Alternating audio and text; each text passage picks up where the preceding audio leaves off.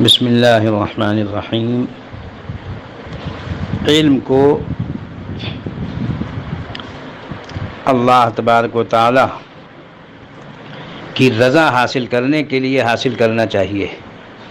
اللہ کے آخری نبی و رسول صلی اللہ تعالیٰ علیہ وسلم نے ارشاد فرمایا کہ جو شخص علم اس لیے سیکھے کہ اس کے ذریعے وہ علماء کی برابری کرے، یعنی ہے تو وہ جاہل مگر وہ علم صرف اس لیے حاصل کرنا چاہتا ہے تاکہ وہ علماء کی برابری کرنے لگے اور بے وقوفوں سے بحث کرے، اور اس علم کے ذریعے لوگوں کو اپنی طرف متوجہ کرے، ان سے مال و جاہ حاصل کرنے کے لیے، تو ایسے شخص کو اللہ تبارک و تعالی جنت میں داخل نہیں فرمائیں گے۔ روایات میں آتا ہے کہ ایسا شخص جنت کی خوشبو بھی نہ پائے گا۔